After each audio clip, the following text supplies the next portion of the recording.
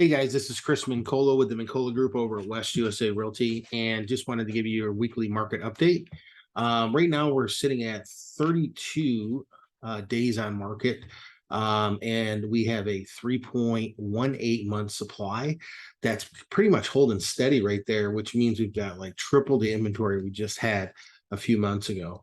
Um, and we saw that surge in inventory in March and April, and it's just kind of held steady there, along with a little bit less demand. So we kind of have a lot of these people migrating here, and the absorption rate now is a little bit less than it was before, because we got a little bit less people migrating here from California and whatnot than there were before. We had this huge surge all at once for a lot of different reasons, COVID mandates, you name it. But here's the good news. It's a great time to buy a home. Even Dave Ramsey has come out recently. He did a whole 1 hour show on why we shouldn't be doing the Chicken Little thing and the sky is falling as far as buying a home. We're not in a market crash. We're not in a recession due to the housing market, like what happened with the poor lending practices back in 2008 and so on. So, we're in a recession due to energy policies and over printing of money due to inflation and inflationary factors that have really raised the price of everything from food to gas to energy to cool and heat your home and whatnot. So it is what it is. We're gonna go all day long. I have a lot of people that want to argue with me about prices are lower and it's less. Well, we're seeing a little bit of a adjustment in the market because there's more more inventory, and a lot of that inventory is at a lower price point, so the overall average is a little bit lower. We're having a little less demand, a little bit more time on market. We're having a lot more supply, and again, supply and demand, supply and demand, supply and demand. What happens when you have an overabundance supply of something and average or low demand? What we're seeing right now, we're seeing a little bit of an adjustment in people's list prices rather than going with the appraised value, which is still strong. Okay, the actual appraised value, what these homes are worth.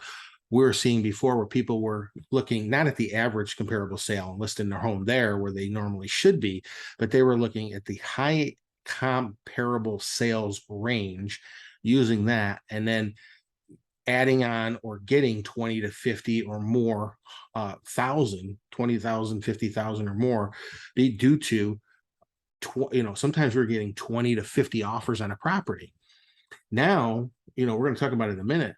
Instead of being under contract within 7 days or less, we're seeing where we've got a spike in cancellations.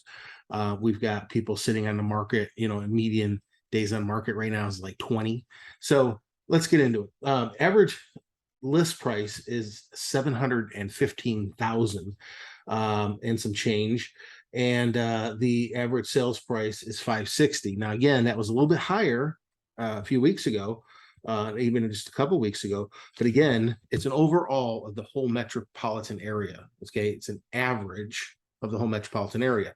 So when you have an influx of homes between 0 up to 499,000 or around 500,000, and that's your largest surge in supply, well, yeah, it's going to bring those averages down. Doesn't mean your neighborhood is crashing and we're in a housing bubble and everything's crashing down in the Phoenix area. We're talking about Phoenix area. Okay. We do the housing market for the Phoenix metropolitan area. So a lot of these are averages. So you got to kind of go with that and understand that your house, your neighborhood may be totally different than somebody in a different zip code in a different part of town of the valley. So keep that in mind. Or if you live in Detroit, versus Miami or Phoenix, or Scottsdale, and so on. So let's look at these a little bit further. So right now, our list to sales price ratio, in other words, what the home listed for and then what it actually sold for, according to the list price and what it actually sold for, is 98.64.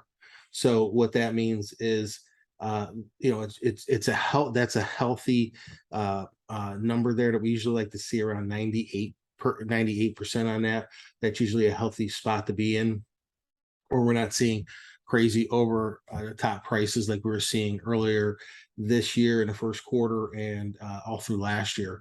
So it's selling for just a little bit under what the list price is, not quite 2% there. So really good on that score.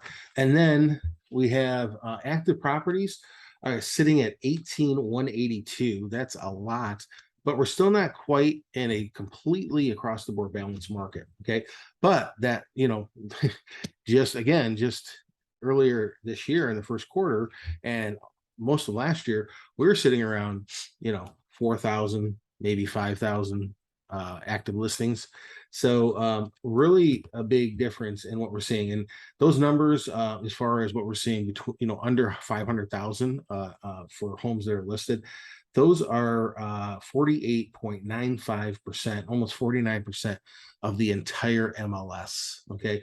Where properties are sold online on multiple listing service for the city or the metropolitan area of Phoenix.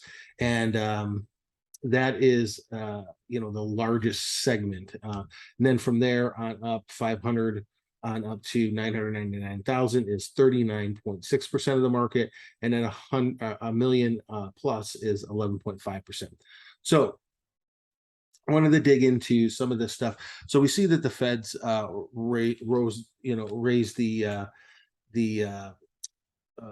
interest rate hike this week, of 75 basis points. Now, this doesn't mean that mortgage rates went up 75 basis points. It just means that basically across the board, whether you're talking about a credit card, a mortgage loan or whatever, it's going to cost more in general to borrow money, lines of credit and whatnot. So across the board, anything to do with credit, it's just going to cost more to do it. Now, these numbers were pretty much already baked in for our industry. In other words, our industry was already ahead of the curve because they knew it was coming. Powell also said that we'll probably see another third. This was the second one that was done. We're probably going to see a third one coming up. Who knows? There might even be a fourth before the end of the year.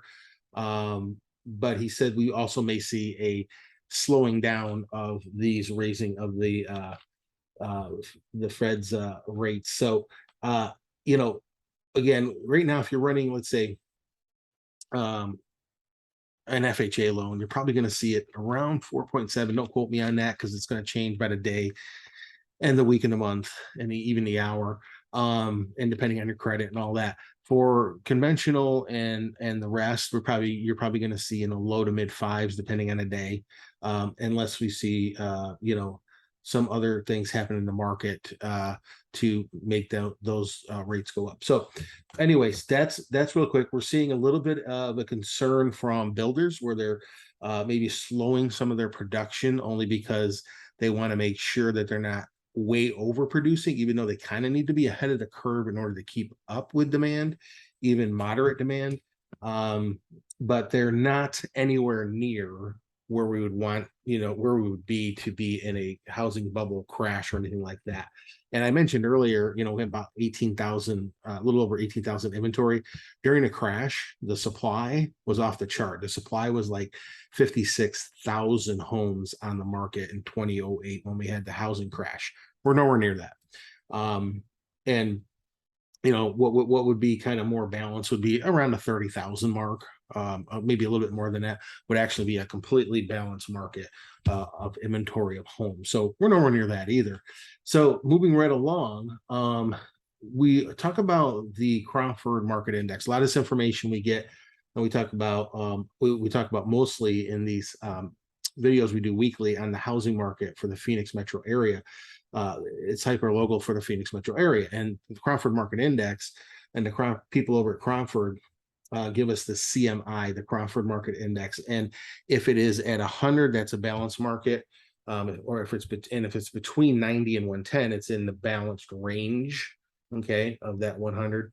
If it's lower than 90, it's a buyer's market. If it's over 100, over 110, it's a seller's market on their index.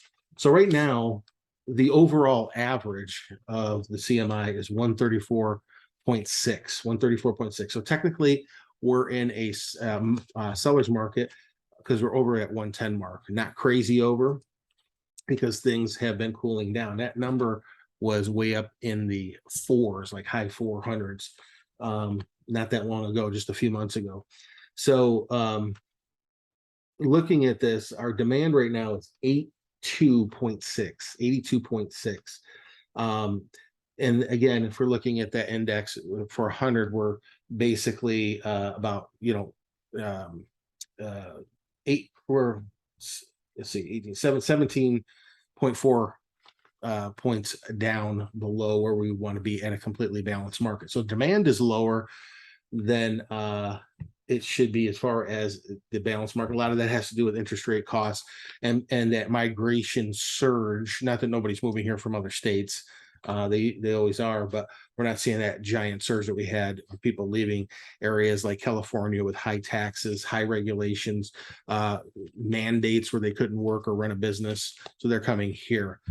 We have a lot of tech companies coming here. Also, we talked about that several times. So we've got a lot going on here in Phoenix. Our economy is very strong. Now, looking at the supply, we were at 61.4.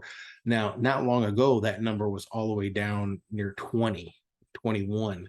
But right now, since we're looking at 100 being balanced, we are actually at, a point where we're down, let's see, about 38, 38 points or so from where we would be in a balanced supply. So we're still, quite a bit lower in the percentage of 34 points. And then, I'm sorry, 38 points, 38.6 to be exact, percentage there. So we're way below where we want to be as far as a balanced market, as far as supply, but we've had a huge surge and a drop in demand. Okay. And it's just slowed things down quite a bit. It's made a shift in things that we'll get into more in detail here. But, right now we just saw Maricopa came into being being in the low range of the balance at 92.3. So that's going to be in a buyer's market. Queen Creek and Buckeye are already in buyer's markets. They're already below 90 on the range on the CMI.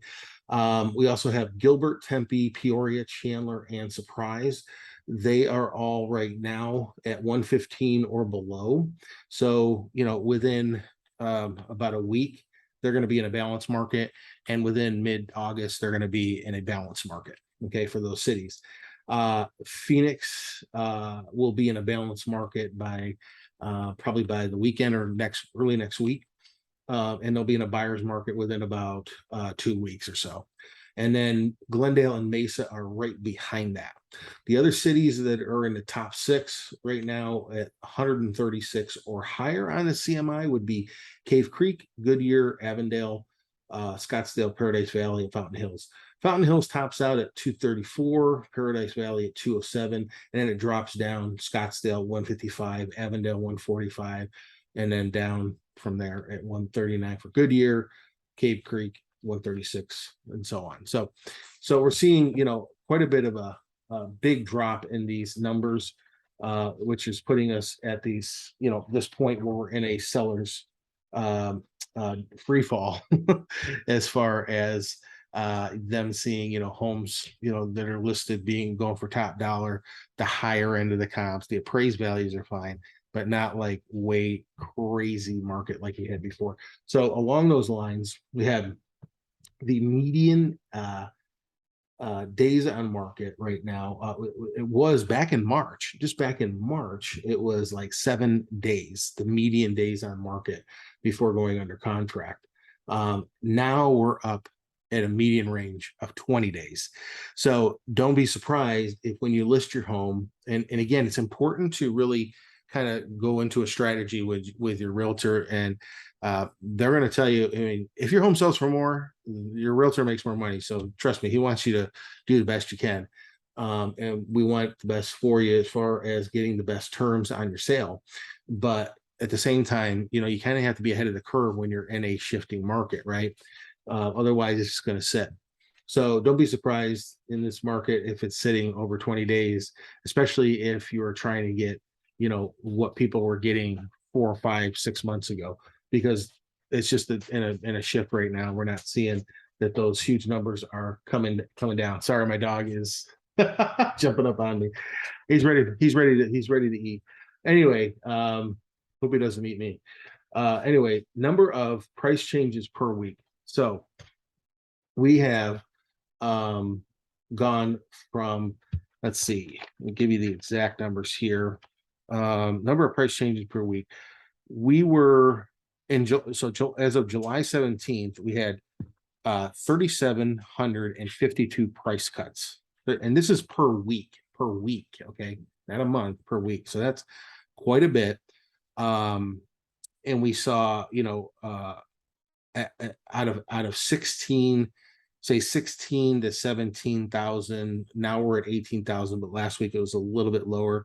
So we had a 23% price cut, 23% price cut. Okay. So again, if homes are sitting, or not selling for 3, 6, 8 weeks, it's not out of the ordinary anymore. The first quarter, the price cuts were under 500 per week, well under 500 per week. Okay. As far as price cuts. So right now, again, as of July 17th, we had 3,752. We were in the first quarter pretty much running across the board under 500, depending on the week. Okay. It was, under 500 though. And then another indicator here that I want to look at is, and explain to you, is the canceled. Okay. The canceled listings. We've had a surge or a spike in the canceled listings. We had, and just in the last week, we had 427 canceled listings. Okay. People are on the market. They're kind of, been on the market maybe a month or two. They were, trying to get into that hot top end of the market before it leveled out. And again, it's just a leveling out. It's not a crash. It's just a leveling out, more to a normal balanced market. Okay. But we're seeing these cancellations because people aren't getting what they thought they were going to get. Maybe they're testing out the market, trying to unload something, had some FOMO going on, some fear of missing out, and those sorts of things. Maybe they had a second home they thought they'd unload it with the prices going up the way they were, or investment properties. And then we have a lot of new homes on the market. So 55% of the market we talked about before is made up of those segments, and rentals, Airbnbs, those unoccupied homes, those people who come here seasonally, or the homes that nobody's bought yet, or that were under contract that canceled, those new homes. That's 55% of the entire MLS. So we had a spike, 427 this past week, which is quite a big spike that canceled. In the first quarter would have been 150. Just in the first quarter, the highest we would have seen was 150. That was the highest, 150. So from last week to this week, we saw it go from 250 to 427. Okay. So that's another indicator that, people just aren't getting their home sold, or they're not getting what they thought they were going to get. They're kind of living back in the insanity market where we had super high demand and low supply and 3% interest rates. Okay. We're not in that market anymore. It's gone for now. We may see that through these cancellations leveling off, and people, kind of leveling off there, and maybe we get working through some of this inventory, that eventually we don't have the inventory we have now. But right now, we're not seeing that at this moment. The next couple of months will tell a lot. Again, a lot of people, keep in mind too, are finishing up vacations. A lot of times we see, like, after people are back in school, or after Labor Day, once people get back from their vacations, we usually get like a little surge. Like every year, it seems like we get a little surge until the holidays, of course, like in the fall, and kind of a race to the holidays. People want to buy and sell houses. We got serious buyers out there at the end of the year, a little bit less than listings usually towards the end of the year. That's kind of what we can probably expect this year. Also, and then we'll see how these numbers work out, kind of drop down a little bit, maybe a little bit less listings around the holidays. And then usually right after the new year, boom, what happens? people's properties start going on the market. They're thinking about buying and selling by the time, the spring hits, and then they want to be back out doing their vacation stuff again, just like we just cycled through. So anyway, those are some of those numbers that I wanted to share with you. And then the closings per month, um, are, let's see, above list price. Okay, closings per month above list price. We were in the insanity market, and we're talking last year, right up until through most of the first quarter. We were at 60% closings per month above the list price. Okay, now we are at 32.5%, and kind of a usual market. If we go back and we look to 2015 to 2019, we'll see we're right around 15%. We'll probably see that very quickly coming up again, where we're going to be around 15%. So get ready for that, where again, these are closings per month above the list price. So guys, that's all I have for you right now. If you guys have any questions at all, please reach out to us. Make sure you like, subscribe, follow us, share this with other people. If you have any questions about your market, what's going on in your area, how to price a home properly, all the great programs out there right now for home buyers. It is a phenomenal time to buy. You can get really good choices on homes that you didn't have back 3, 4, 5 months ago and last year. You can also still get really good rates historically again, and by getting those closing costs from sellers now that we're seeing a lot of sellers having to pay, and some reduced prices, but still keeping their appraised values overall, where the appraised values really are in reality. And still getting, a lot of equity out of their homes as a seller. You're still not losing out, trust me, with the way the price surges happen. But in any event, for a buyer, you right now you can really get a lot of choices. I've got people out right now that have had tons of choices that they didn't have before, whether it be new or resale homes.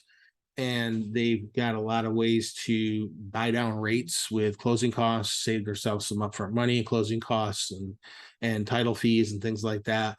And also some of the upfront out of pocket money that they're having to do with these closing costs and whatnot. Also, we're seeing, people are still living in the world of the first quarter and last year. So, again, they're sitting on the market a little bit longer. You're able to get prices down and get those closing costs to really help you out.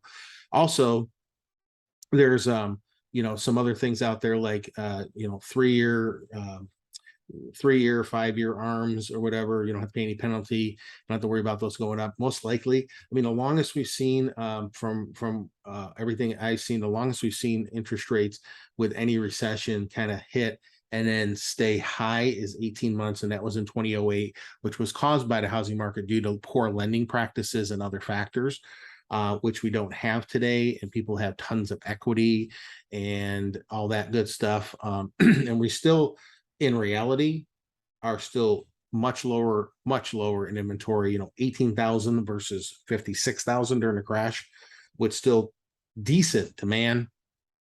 I think we'll see, once we hit, we're in a recession now. Technically, we're in a recession, two quarters. I know they're trying to redefine that, but that's the reality. We're in a recession. We've been in a recession. Inflation is super high. So we're seeing that eventually, within not that long from now, let's say, I'm just guessing here, but by next year, we're going to see rates drop again, most likely by the end of the year. And that what that means is, we're in a recession long enough, you're in a bad economy long enough, they drop the interest rates back down to, make it easier for people to borrow money, spend money, get out there, buy a home and whatnot. So keep that in mind too. But these arms and the 2-1 buy downs and getting the closing costs and all that, they can really pretty much, in a lot of ways, put you back where we were a few months ago or even last year. And that's the truth. So guys, make sure you reach out to us to get all the details and all the strategies for home buyers, for home sellers, And, we've got some great people that we can refer you to as far as, best practicing and lending and that sort of thing, and a lot of different options there, especially when you're working with a broker. It's a great way to make sure you're getting all the best terms possible. So guys, again, like, share, follow us, subscribe to us, and check us out on Facebook and Instagram and YouTube. And we will talk to you guys next time. You can always call or text us at 480-788-8569. Check us out at mincolahomes.com, mincolagroup.com, or email us at home@mincolagroup.com. Thanks a lot. We'll talk to you guys next time. Have a great weekend.